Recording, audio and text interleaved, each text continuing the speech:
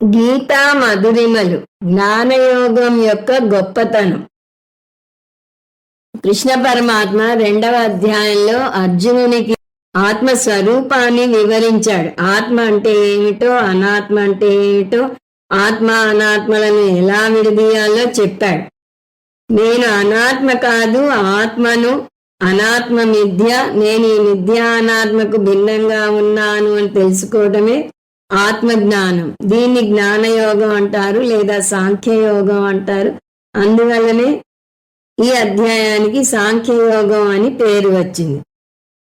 ఈ శ్లోకంలో కృష్ణ పరమాత్మ ఈ జ్ఞానం యొక్క గొప్పతనాన్ని 2వ అధ్యాయంలో 29వ శ్లోకంలో వివరిస్తున్నాడు.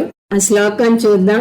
ఆశ్చర్యవత్ పశ్యతి కశ్చిదేనం ఆశ్చర్యవత్ వదతి తథైవ చాన్యః ఆశ్చర్యవచ్చైనం అన్యః శృణోతి శ్రుత్వాప్యేనం వేద న చైవ కశ్చిత్.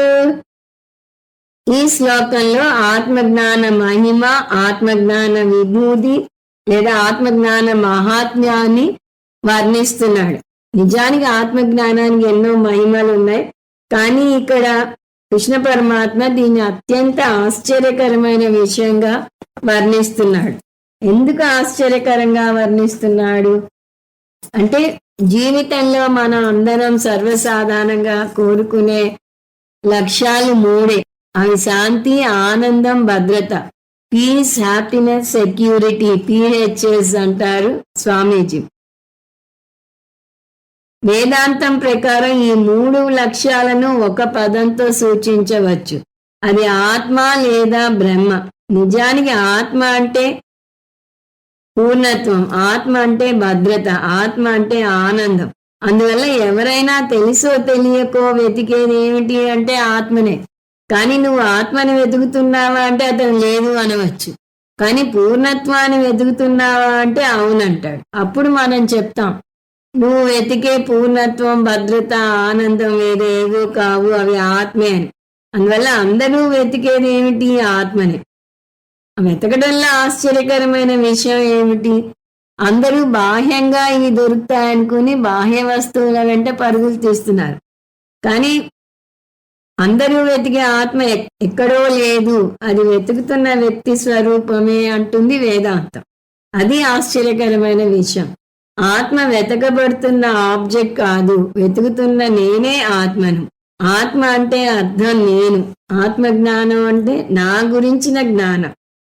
అందులో గొప్ప ఆశ్చర్యకరమైన విషయం ఏమిటి అంటే, ప్రతి ఒక్కరూ తనకు తెలియకుండానే తమ గురించే వెతుకుతున్నారు. తమ గురించే వెతుకుతున్నామని తెలియక ప్రపంచం అంతటా వెతుకుతారు. బాహ్య ప్రపంచంలో ఉంది అనుకుని వెంపర్లాడతారు, కానీ ఒక్కసారి కూడా తన గురించి ఆలోచించరు. అందువల్ల ఆత్మ గొప్ప రహస్యం అయి కూర్చుంది. ఎందుకు గొప్ప రహస్యం? ఎందుకంటే ఎన్నడూ నేనే ఆత్మస్వరూపాన్ని, నేనే ఆనంద స్వరూపాన్ని అని కలలో కూడా అనుకోం. కాబట్టి ఆత్మ గురించి చెప్పినా అది బాహ్య ప్రపంచంలో ఒక వస్తువు అనుకుంటాం. ఆత్మ నిత్యం, శాశ్వతం, సర్వవ్యాపకం అన్నా కూడా అటువంటి వస్తువు ఏమై ఉంటుంది అనుకుంటాం. లేదా ధ్యానంలో కూర్చుని ఆత్మ సాక్షాత్కారం కోసం ఎదురు చూస్తాం. ఆత్మ గురించి అంతా స్పష్టంగా విన్నా కూడా ఈ ఆత్మ ఎప్పుడు వస్తుందో అని ఎదురు చూస్తారు చాలా మంది. ఆత్మ బాహ్యంగా వచ్చే వస్తువు కాదు. ఆత్మ ధ్యానం చేసే వస్తువు కాదు. ధ్యానం చేసే నేను అని అర్థం చేసుకోవాలి. ఎందుకు అలా ఎదురు చూస్తాం? అది మన అలవాటు. లౌకిక విద్యను డైకాటమీ సిస్టమ్ అంటారు. అందులో ఆబ్జెక్ట్ గురించి నేర్చుకుంటాం. మన విద్యాభ్యాసం అంతా ఈ ఆబ్జెక్ట్ పరంగా సాగుతుంది. దీన్ని శాస్త్రంలో పరోక్ష జ్ఞానం అంటారు. అలా పరోక్ష జ్ఞానం అలవాటై ఆత్మ కూడా ధ్యానంలో సాక్షాత్కారం అవ్వాలి అనుకుంటారు. కొంతమందికి ధ్యానంలో జ్యోతి కనపడుతుంది, శబ్దాలు వినిపిస్తాయి, ఆకారాలు కనిపిస్తాయి.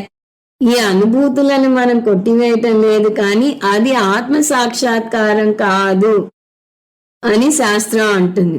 ఆత్మ అనుభవంలోకి వచ్చేది కాదు. ఆత్మ వల్లే అన్నీ అనుభవించగలుగుతున్నాం. పైగా ఆత్మ నిత్యం.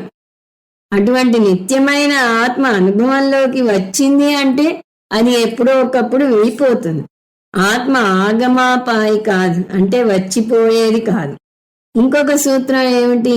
అనుభవంలోకి వచ్చేది ఏదైనా ఆబ్జెక్ట్. అలా అనుభవంలోకి వచ్చే ప్రతిదాన్ని ఆబ్జెక్ట్ గా కొట్టివేస్తూ వస్తే మిగిలేది ఏమిటి? శూన్యం. శూన్యాన్ని మనం అనుకుంటాం, కానీ నిజానికి శూన్యం ఉంది అని చూసేది ఇంకొకటి ఉంది, అదే ఆత్మ. ఇది గురువు కష్టపడి శిష్యుని మేధస్సులోకి చొప్పించాలి. ఆత్మ ఆనంద స్వరూపం అంటే ఆనందం కోసం అంతటా వెతుకుతాం. గురువు బాహ్యంగా దొరికే వస్తువు కాదు, వెతికే నువ్వే ఆనంద స్వరూపుడివి అంటాడు. అందువల్ల ఆత్మ లేదా బ్రహ్మ అంటే వేదాంతం చూపించే కొత్త వస్తువు కాదు. ఆత్మ అంటే నా యొక్క కొత్త హోదా. వేదాంతానికి రాకముందు నాకు శాంతి, ఆనందం, భద్రత లేదు అనుకున్నాను, కానీ వేదాంతం నాకు ఒక కొత్త హోదాను ఆపాదిస్తున్నది. నేను శాంతి, ఆనందం, భద్రతలు ఉన్న జీవిని. దీనికి శాస్త్రం ఎప్పుడూ చెప్పే ఉదాహరణ కర్ణ దృష్టాంతం. కర్ణుడు కూడా కుంతీపుత్రుడే, కానీ అతనికి ఆ విషయం కురుక్షేత్ర యుద్ధానికి వచ్చేదాకా తెలియదు. కుంతి అతన్ని పిలిచి నాకు 5 కారు 6 పుత్రులు ఉన్నారు అని చెప్తుంది. వెంటనే 6వ పుత్రుణ్ణి నేనా అనే అనుమానమే అతనికి రాదు. ఎందుకు? అతను సూతపుత్రుణ్ణి అనే గట్టి అపోహలో ఉన్నాడు. అందువల్ల ఎవరా 6వ పుత్రుడు అని కుతూహలంగా చూస్తాడు. అందువల్ల కుంతి ఏమని చెప్పాలి?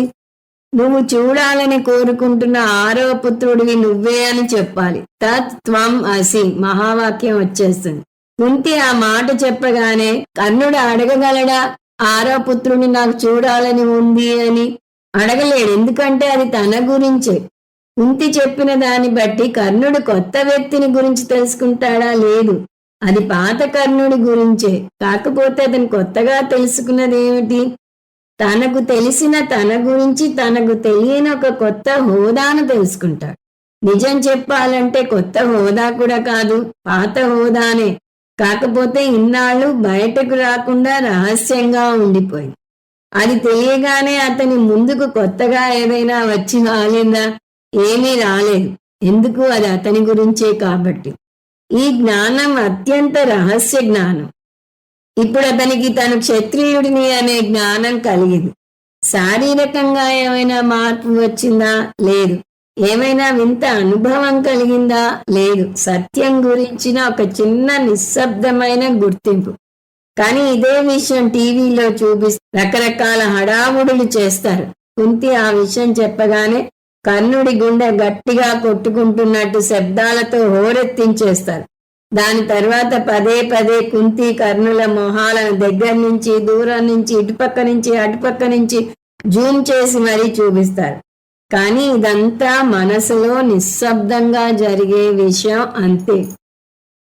అలాగే అహం బ్రహ్మ అస్మి అనేది కూడా మనసులో నిశ్శబ్దంగా జరిగే చిన్న మార్పు.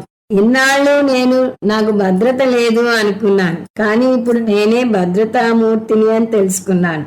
ఆత్మజ్ఞానం ఎందుకు అంత గొప్పది అయిందంటే, ఇన్నాళ్ళు నేను దేనికోసం వెతుకుతున్నానో అదే నేను అని నేర్పిస్తుంది. ఈ నేపథ్యంతో ఈ శ్లోకంలోని పదాలను చూద్దాం. కశ్చిత్ ఏనం ఆశ్చర్యవత్ పశ్యతి. ఒక విద్యార్థి ఆత్మతత్వాన్ని ఆశ్చర్యకరమైన దానిగా చూస్తాడు. ఇన్నాళ్ళు ఎలా తెలుసుకోలేకపోయాను అనే ఆశ్చర్యం వేస్తుంది. మనం బాల్యంలో ఉండి చదువుకుంటున్న రోజుల్లో అబ్బాయి పెద్దవారు ఎంచక్కా చదువుకోనవసరం లేదు, హాయిగా ఆఫీస్కి వెళ్ళి ఇష్టం వచ్చినట్టు గడిపేసి బోలెడు డబ్బు సంపాదించుకు వచ్చి ఇంటికి వచ్చాక హాయిగా కూర్చుని టీవీ చూసుకుంటూ కూర్చుంటారు అనుకునేవాళ్ళం. ఇప్పుడు పెద్దయ్యి ఆ స్థాయికి మనం వచ్చాక అమ్మయ్య నాకు ఇప్పుడు బెంగలేవు అనుకుంటామా? అబ్బా బాల్యం ఎంత బాగుంది, ఆ రోజులే వేరు, చీకు చింత లేకుండా గడిపేశాము అనుకుంటాం. పోనీ ఇప్పుడైనా ఆత్మవిద్యకు ప్రయత్నిస్తామా? ఇప్పుడు చాలా పనులున్నాయి, బాధ్యతలున్నాయి. దీని సారాంశం ఏమిటి?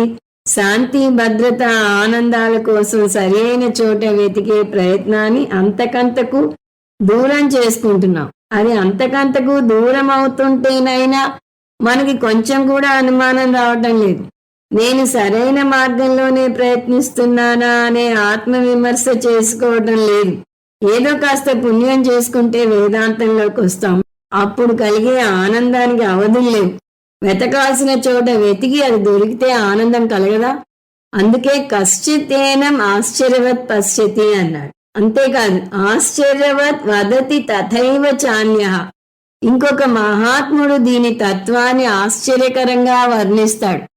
నిజంగా ఈ ఆత్మజ్ఞానం బోధ చేస్తున్న గురువుకే ఎంతో ఆనందం, ఆశ్చర్యం వేస్తుంది. ఆశ్చర్యవత్ చ ఏనం అన్యః శృణోతి. వేరొక పురుషుడు కూడా దీన్ని ఆశ్చర్యకరమైన విషయంగా వింటాడు. ఆత్మజ్ఞాన విషయంలో ప్రతిదీ ఆశ్చర్యకరమైన విషయమే. ఈ భావాన్ని కృష్ణ పరమాత్మ కఠోపనిషత్తులోంచి గ్రహించాడు.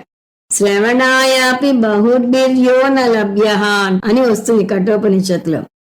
కృష్ణ పరమాత్మే దీన్ని రాజవిద్య, రాజగుహ్యం అని తర్వాత కూడా చెప్తాడు.